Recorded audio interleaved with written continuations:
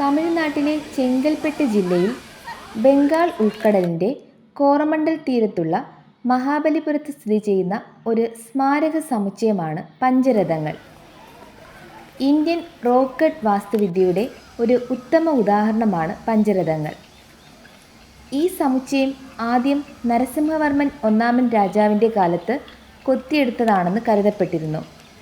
എന്നിരുന്നാലും നാഗസ്വാമിയെപ്പോലുള്ള ചരിത്രകാരന്മാർ മഹാബലിപുരത്തെ എല്ലാ സ്മാരകങ്ങളും നരസിംഹവർമ്മൻ രണ്ടാമൻ്റെ കാലത്തുള്ളതാണെന്ന് പറയപ്പെടുന്നു.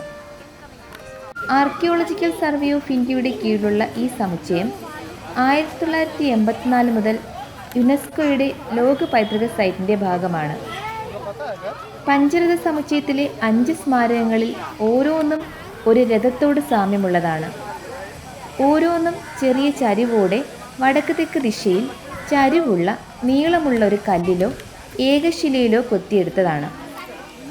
ചിലപ്പോൾ ക്ഷേത്രങ്ങൾ എന്ന് തെറ്റിദ്ധരിക്കപ്പെട്ടിട്ടുണ്ടെങ്കിലും നരസിംഹവർമ്മൻ ഒന്നാമൻ്റെ മരണത്തെ തുടർന്ന് പൂർത്തീകരിക്കപ്പെടാത്തതിനാൽ അവ ഒരിക്കലും പ്രതിഷ്ഠിക്കപ്പെട്ടിട്ടില്ല.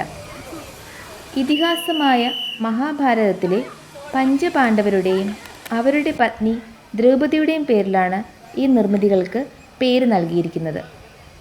ധർമ്മരാജരഥം, ഭീമരഥം, അർജുനരഥം, നകുല സഹദേവരഥം, ദ്രൗപദീരഥം എന്നിവ അവയുടെ വലിപ്പത്തിൻ്റെ ക്രമത്തിൽ ഉൾപ്പെടുന്നു.